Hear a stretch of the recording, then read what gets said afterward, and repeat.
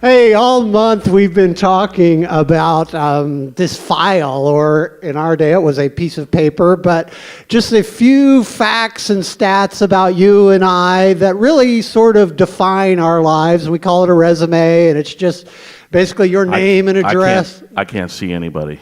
That's the point. So I can't just know see anybody. Know they're out I see there. her. There you go. Just preach to her there. This is really difficult just for you that don't know. This is...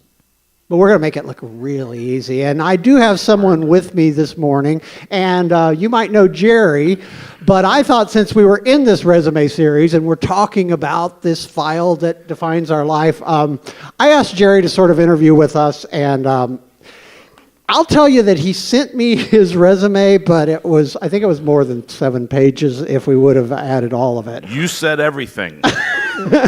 I realized I thought I had a resume that had sort of every sort of job you could imagine. I do like that you wanted to be a rock star or a studio owner or a music executive. You and I were very much the same in that. I wanted to be a rock star too, but I never learned to play an instrument. So you actually, I think, went a little further than I did.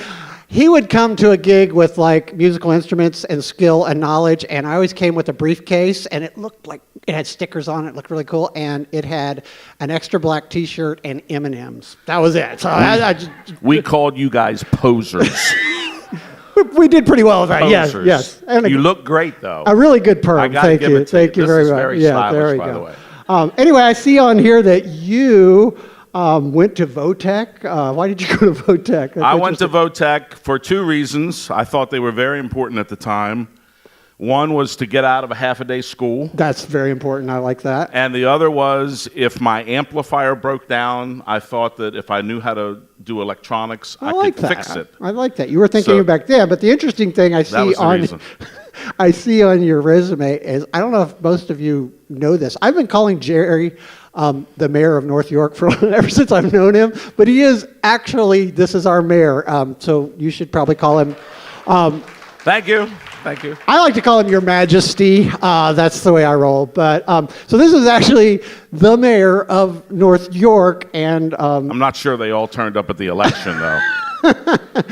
No electioneering up here. That's not what this is about. But I thought it would be nice for us to see sort of a resume of a mayor. You've been in sales. Our resumes look sort of similar, only mine was sales, then construction, then, oh my God, I got to do something different, so I do sales, but I sucked at sales and you were good at. I think you were actually very good at sales, which is where we differ. I go for the no. Yeah. I got the no and left them a card like Tommy Boy. I learned that from an important guy. Thank you. So anyway, what I wanted to talk to you about this morning, Jerry, and actually over this month, and quite honestly, if this is your first week, you're like, they're talking about resumes. Isn't that like something you would get in some sort of career development class? No, see, the reason why we've been talking about your resume is because we actually believe here, and I think the Bible is pretty clear that God actually cares about your resume, that this thing we saw about Jerry is not something separate from his salvation, but vocation and salvation are all part of the same thing, because work is actually spiritual. Now, you were telling me earlier that you've been a follower of Jesus. When did you become a follower of Jesus? To the best of my memory, which is fading each year, I became a Christian at age 16 and got baptized. I went to a Southern Baptist church. That's interesting. So did I. My dad was Southern Baptist minister. Baptist rule. And then Baptist weddings, not nearly as good as Catholic weddings, I will say that, but a little boring since they don't dance or drink. But they eat. But I got in because I would jam with some guys on Sunday afternoons. We would attempt to play music, your very traditional garage band. And around 4 o'clock, they would all say, well, we got to go now. And it's like, well, we're just getting warmed up. Where are you going? Well, we're going to church because we have youth choir. Oh, that's And it was like, youth choir, what happens there? Well, we get to play, and then other people sing. And I was like, well, I want to do that. So I went up and got involved in youth choir. And I remember the first day I went, they were handing out solos. And I thought, hey, I can do that. And the lady said, well, you'll be in the bass section. And I got real upset because I was like, I can sing higher than that. So let me sing tenor, So then she let me sing tenor, and That's awesome. So The rest is history. There we go. history, yeah. Interesting, because we've been talking about this too, that not only does God care about our resume, but as we look back over our lives, we find that God doesn't discover people, he develops people. So we like to think, and I think most of us at some point in our life think this, like, oh, if someone would just discover how good I am at this, or if someone, sometimes we don't even know what it is. Like, I didn't know what I wanted to be other than a rock star or perhaps a dinosaur. But you think, like, if someone would just notice that I was really good at something, that would be wonderful. But that's not really the way it works. In fact, the difficulty with that is that we tend to think, well, what I'm doing now is not important, but someday I'll do something important for God. But the truth is, God develops people. He doesn't discover them, so everything's important as we go along. And then last week, Matt did such a good job sharing his life, and Johnny Cash and a guy named Matthew in the Bible. And he sort of laid out these 3 points, that our past impacts our future, which is true.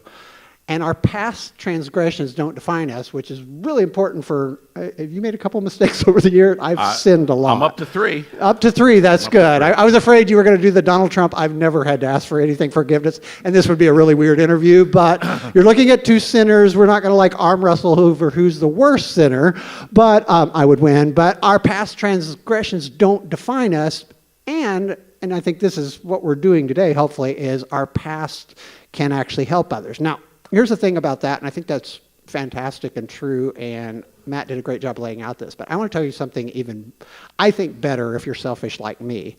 Not only can our past help others, the Apostle Paul wrote these words. He said in Romans 8, he said, and we know, not, hey, we think or we hope, we know, and you might have heard this verse, we know that God causes everything to work together for the good of those who love God and are called according to his purpose for them. Now, that doesn't say everything will be good for them. He said everything would work toward the good of them. And that's important to realize because Paul had a pretty difficult life. His life wasn't all good.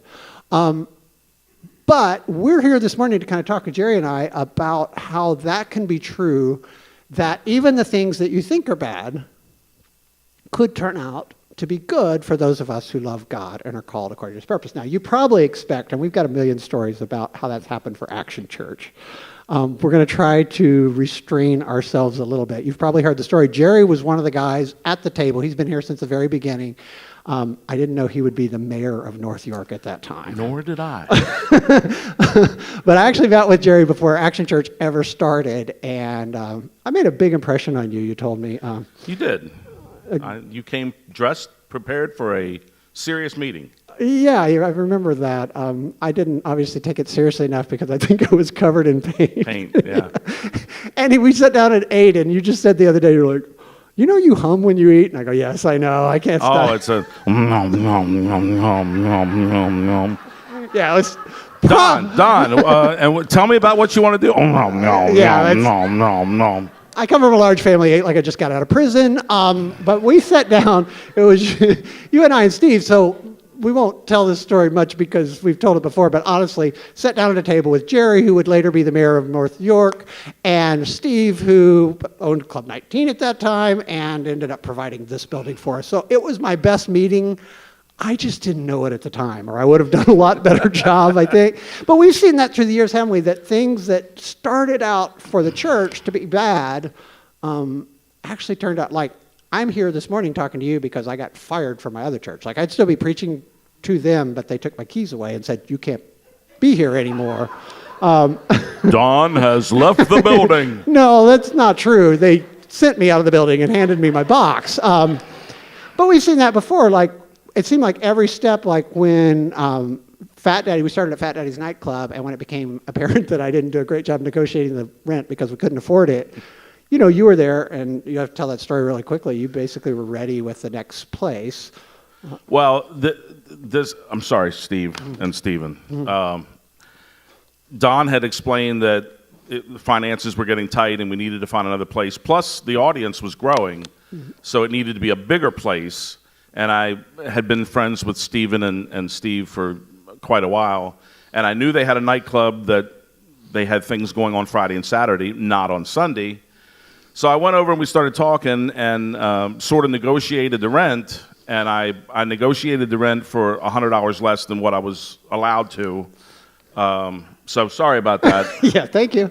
But I wanted to try to save the church as much money as I could. Well, no, I think you not the most money. It was save the church. Well, we save the were church. going under every week, and were able to finally break even. The first week we basically paid for the donuts. That was the way it went. So Andrew, you probably expect, and we could go back and forth and talk about like how many times like God just saved our bacon. But see, here's the problem with that, and the reason why this talk we're going to have kind of changed.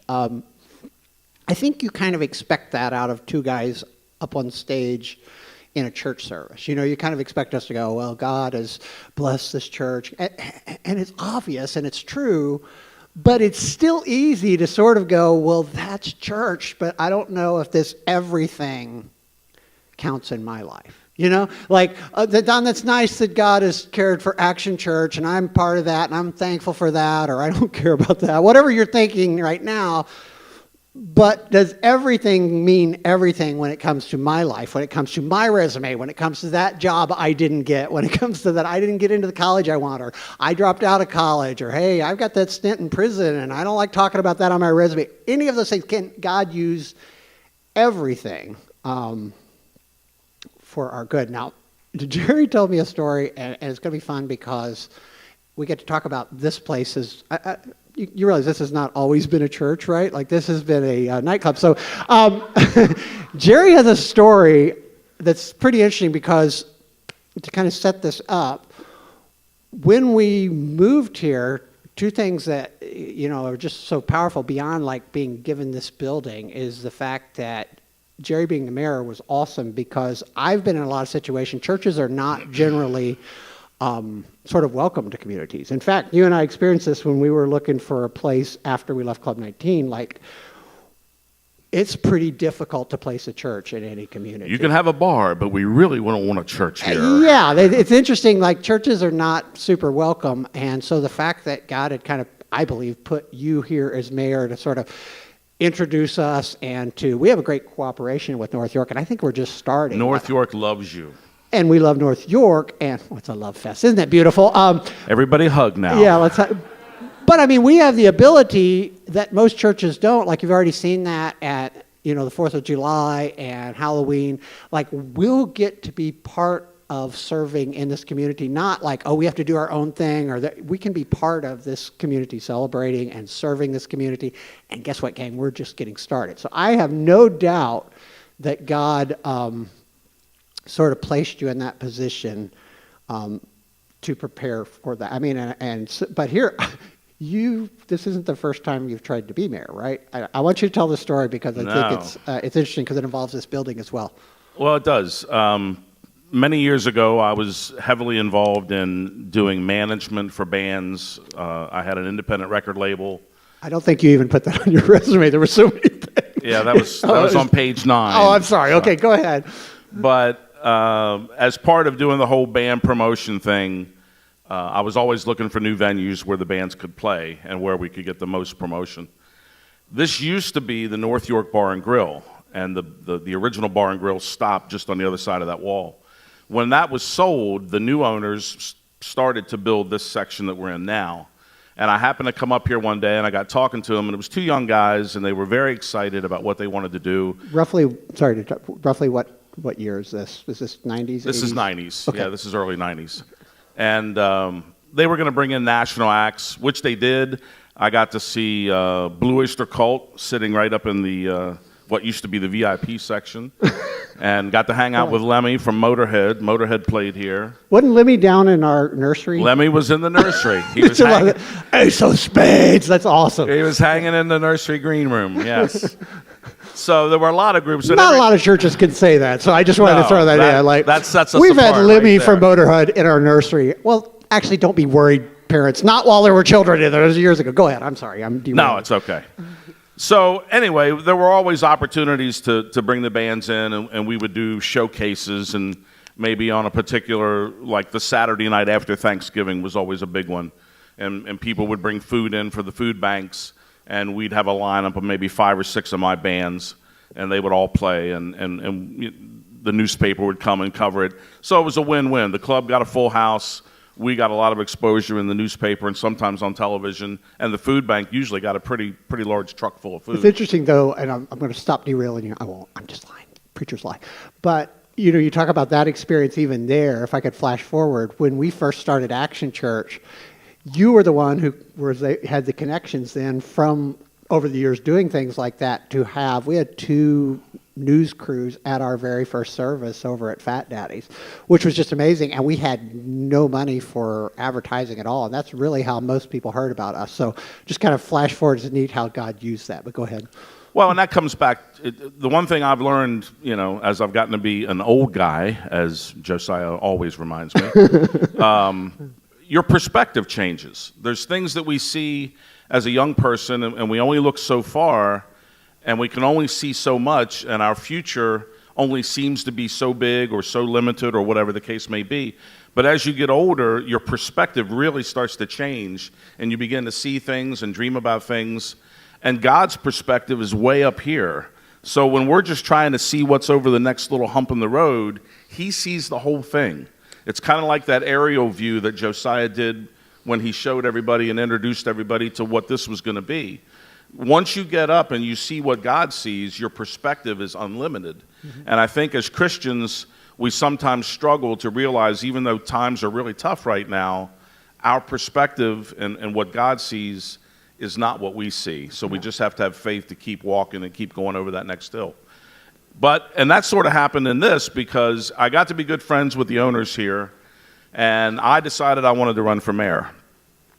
They were all excited for me, and they said, well, we're going to help. We want to endorse you. We want to really get behind your campaign.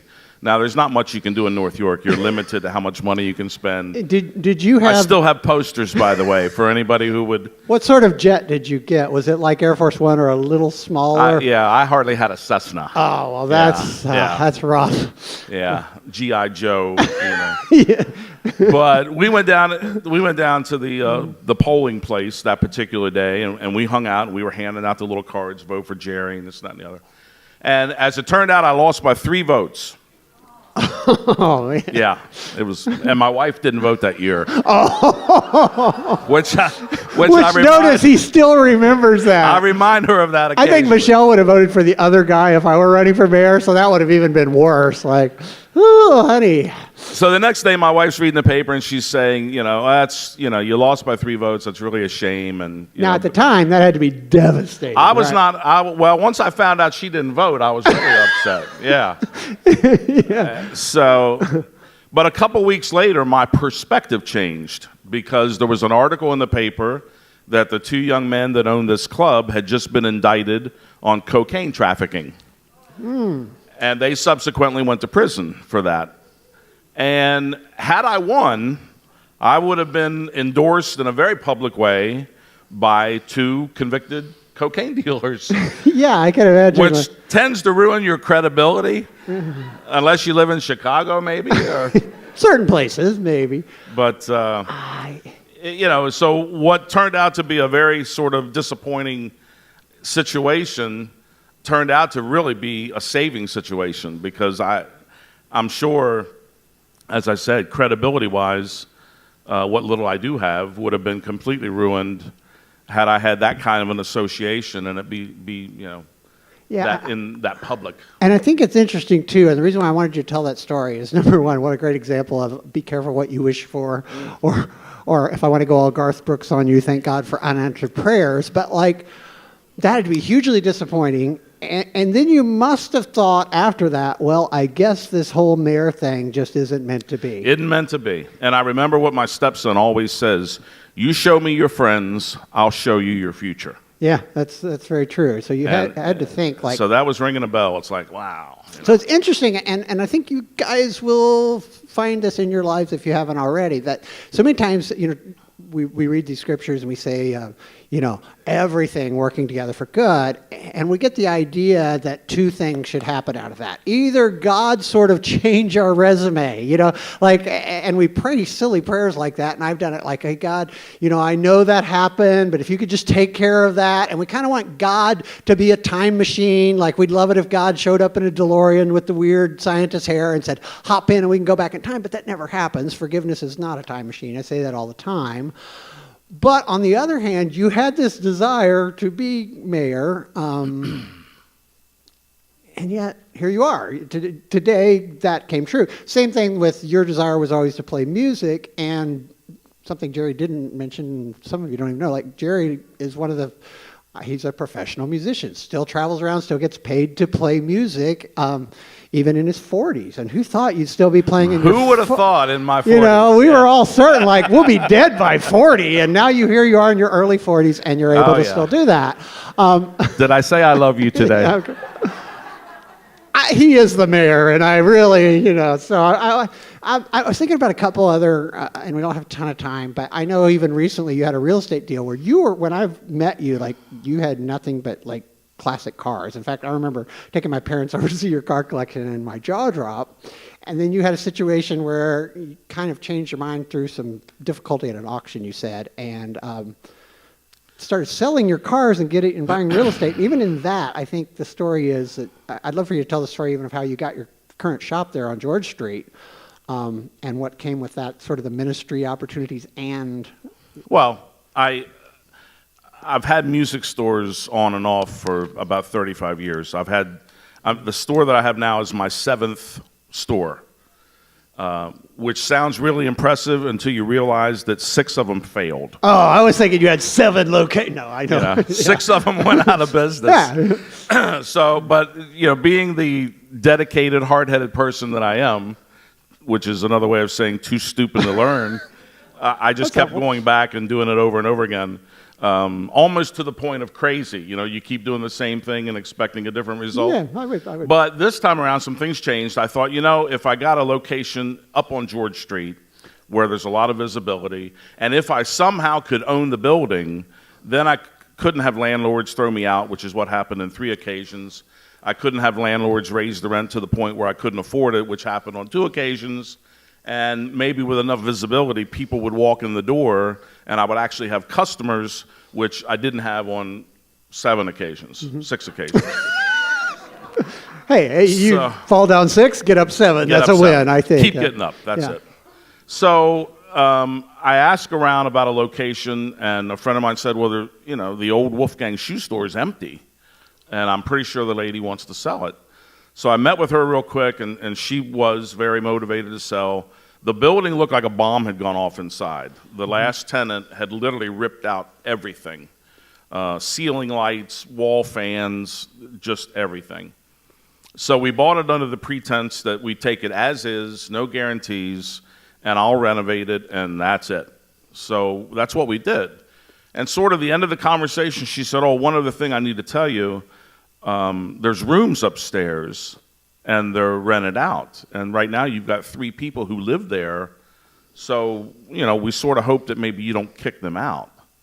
And I was like, well, I just wanted the guitar store. I didn't really want right. an apartment I didn't want building. to be yeah, exactly. I remember you saying that, like, I don't know, maybe. So I thought about it, and better yet, I prayed about it. And I thought, do I really want to put up with all this? And the rooms, just like the building, the rooms were in sad shape. It was embarrassing that the people were living there. Mm-hmm. That's how bad it was. So my first goal was to get the store up and running, which would hopefully be some source of money, and then immediately start trying to fix the rooms up so the people would have a decent place to live.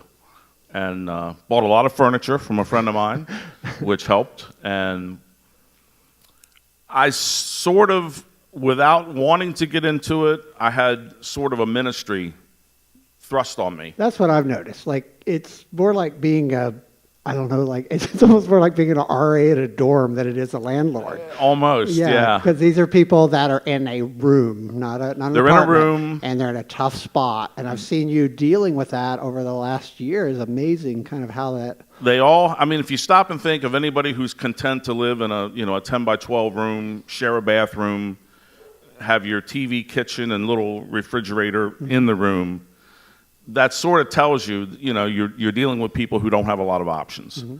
And that brings a lot of issues with it. And the other thing that God was very good to give me was patience. Yeah. Because sometimes it is a little trying, when I have a lot of ADD people.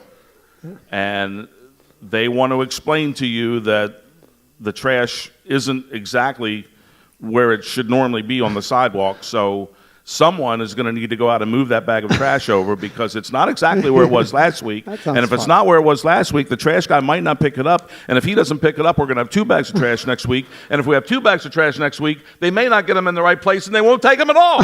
That sounds like a big problem. And that's...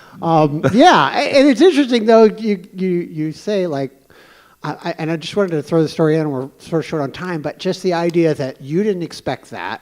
In fact, I remember it being kind of like, that wasn't what I hoped for. It has actually turned out, I believe, to help the store financially, and it is really, I don't want to call them Jerry's kids, but it is a ministry there in that. And I think again and again, what I have seen, and why I wanted you to just share even a few stories, and we could just tell stories, but my problem is you've, not that you know all my stories, but you kind of go, well, that's a preacher talking, even though I'm just a guy just like you. But I just wanted to, and next week we're going to hear this as well, that God is at work in our resumes and in our lives every day. And you might go, well, that's Jerry or that's Don. And you might go, what's the secret? Because let's just be honest. This verse didn't say that everything would turn out good.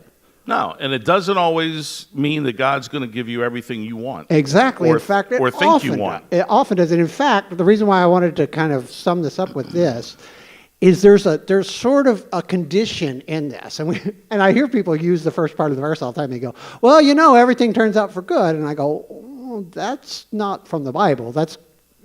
He said, we know that God causes everything to work together good for those who love God. And you go, well, I kind of get that, loving God. And then it says this, it says who are called according to his purpose. And I want to tell you what that means as we leave, because that's important. That's the condition, like, your parking is free as long as you live in this building. Or, you can go to the break room as long as you work for this company. You can't go after we fired you. So there is a condition to this. And the guy who wrote it was the Apostle Paul. And he had a really interesting resume, and we talk about him a lot, so I don't have to tell you a lot about him, because you've probably, if you have any church background, if you've been to church, and even if you haven't, you've probably heard of this Apostle Paul. They name buildings after him today. Now, the interesting thing about Apostle Paul, if you're here this morning and you go, well, I don't like Christians much, Paul didn't like them more. In fact, Paul put Christians in prison, hated Christians, had Christians killed, was trying to stomp out Christianity when he met Jesus, and he said, oh, by the way, what are you doing? And it's Saul, and named him Paul, and Paul turned around completely, went out, and imagine like the guy trying to crush Christianity starts churches. Now, interesting thing, he had a weirder resume than you or I think, because he used to be a Pharisee, which is like a religious leader, a very conservative religious leader trying to stomp out Christianity. Then he became a Christian hunter, where he's literally hunting down Christians trying to kill them, meets Jesus, and becomes a church starter. Did a name change in the middle of that. Yes, he did. They named him Paul. And on the side, which I always I like to think that Paul was in construction also, because he was a tent maker. That's how he made his living much of the time. But if you think that Paul had a cushy life, I just wanted to read you something from 2 Corinthians. Here's Paul's resume, and I won't even read it all, but he says, 5 different times the Jewish leader gave me 39 lashes, and 3 times I was beaten with rods, and once I was stoned, and not the good, well, the bad stone, the stoned with rocks, and 3 times I was shipwrecked, which are like, Paul, you should get different travel plans. And once I spend a whole night and day adrift in the sea. I've traveled on many long journeys. I've faced dangers from rivers and from robbers. And he goes on and on. Like, Paul did not have an easy life, but yet Paul is saying, we know that everything, Jerry, works out for the good of those who love God. And Paul should have had a tour guide. Yeah. So I want to read something really quickly, and I think this will give us sort of the clue we need to understand what it means to be called and what it means. And you might think, oh, that's a church thing. No. It says, Paul, same guy, writing to another group of Christians, said this. He said, I want you to know, my dear brothers and sisters, and once again he says this, that everything that has happened to me here has helped to spread the good news. And if you stop right there, you'd go, well, that sounds sweet, Paul. That's awesome. Like, everything worked out for you. Everything is good. It's all good. And then he says, for everyone here, including the whole palace guard, knows that I am in chains because of Christ. And because of my imprisonment, most of the believers here have gained confidence and boldly speak God's message without fear. And he goes on to say, it's a great thing I'm in prison because now, boy, people are standing up and people are going, if even Paul went to prison, I can do... Amazing that this guy who said everything works together for good could find something good and be in prison. Now, long story short, you and I actually benefit from Paul being in prison, believe it or not, because while he was in prison, he wrote most of what we consider the New Testament. Most of the letters that we read, most of what you read when you read the Bible, 2,000 plus years later, was written in prison. But I want you to notice something about this. Like, being a prisoner in Rome, as he was when he wrote this, not very good for Paul the Pharisee. Like, doesn't look good on your resume. You know, you're not going to advance. And not even good for Paul the tent maker. You know, that was on his resume too. That's how he made his living. Like, I make my living by, painting. Paul made tents. And so being in prison, really bad for business. That's why I try to stay out of prison. I'm like, I think that would be bad for my business. So not good for Paul the Pharisee, not good for Paul the tent maker, not even good for Paul the church starter. I was thinking about that. Like, he had to be thinking like, wait a minute, I travel, my whole job now, the thing I'm passionate about is traveling to different places, preaching to them, starting churches. And he was super successful at that. And then he winds up his final years. Limited mobility. Exactly. In a cell. Literally, we read most of the things that we read from Paul were him chained between a couple guards. There was a couple times when he got some freedom, but a lot of times he's just chained to another guy. But I realized, like, this was great news for Paul, the good news spreader. Like, if he was thinking about, like, and I want to write more in the coming year, but I realize, like, I write so much less than I used to because I'm busy and I don't sit down in front of that laptop and write. I really think, and I'm not suggesting I would like this, but going to prison would probably really raise my time needed to write. It would be bad for my other business, but and that's what happened to Paul. Like, in that situation, he becomes a writer. He becomes the guy who wrote the scriptures, not just for them, but for us. So I was thinking about this, like, from Jerry's stories and from my stories and from the stories of looking back, and I'm glad you brought out, like, if you're probably under 35, you don't even have time to stop and look back. It comes later, as I'm getting close to 50, kind of I begin to go, oh, that's what that was for. Oh, and when you're in it, like you said, you don't realize it, but I was thinking about this whole idea of good things coming, that God makes everything work together for good. See, here's what I think, and kind of wrapping this up, and I want the guys to come back up here. When I look at your resume and my resume and the resume of Paul... you laugh? Yeah, it's pretty strange. Although next week, you will not want to miss next week. We got a great resume coming. But the truth is, all of our resumes are perfect. They really are. Like, I'm sitting here today, and it's interesting. Think about this, Jerry.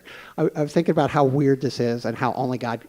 Would you have ever imagined, like, you're sitting on the stage at Paradox Nightclub, which is now Action Church, talking about Jesus and sharing your stories of losing the mayoral race and maybe mention... Where Blue Oyster Cult yeah. played Burning for You. Yes, you can't write a story like that. And you wouldn't have thought at the time, like, oh, maybe someday I'll be the mayor and I'll be up there talking about Jesus. I mean, you wouldn't imagine that, but God did. And we'll convert the heathens. Yeah. No, that's not what I meant. That would be me. But it's interesting. It's interesting to think... It's perspective, though. It really does come back to that. So here's what I'm thinking, and here's what I want to tell you before we hear the song. See, I think your resume is perfect, and I said that the first week, but I think the problem is we're trying to change our resume, and we need to change the thought of what we're applying for. Like, we've got the perfect resume, but the truth is none of us know what position we should be applying for. We really don't. We can't know. Because you couldn't have known it then. I couldn't have known it then. I mean, that was about the time you were there. We were just moving here from Missouri. And the interesting story about that is we moved out here to work with the church, and the people we were working with left like 2 weeks later, and we were marooned 1,000 miles from home, going, this is the worst thing that ever happened. But yet, I'm here today because of that. So I want you, when we think of trusting God, see, we think like, I'll trust you, God, and you'll make this okay, or I'll trust this and it'll work out the way I thought, or I'll trust you and maybe you can somehow kind of make people forget that happened, but no. I'd love to just challenge you, and I want to pray with you, to trust God that he knows something that not only do you not know, you can't know. You cannot know what that perfect position is. And so here's what I would say. And Jerry, would you agree? And we know that God causes everything. I would say that this morning. From my perspective, we know that God... It just takes us a while to learn that. Yeah. We know that God causes everything to work together for the good of those who love God and are called according to his purpose. And if I could just throw one thing in, I think a lot of times God puts exactly what he wants us to do in front of us. Mm-hmm. We just don't always see it. Yeah. And as time goes on, maybe our vision becomes a little clearer, and then one day we realize, oh, that's what I'm supposed to do. Exactly. But two guys up here saying today, not because we're preachers or not because we're getting paid or not because it's a Bible thing, like we know this to be true. Let's pray. Dear Jesus, I'm so thankful that you see things that we don't. I'm so thankful that we don't have to figure this all out. I'm so thankful that every person here, there's nothing at all in their resume, in their life history, that you couldn't use for good. Nothing. That everything will work together for good. But God, I pray that we would be a group of people that love you and are called according to your purpose. Not our purposes for our lives, because that never works out, but God, your purpose. In your name we pray. Amen.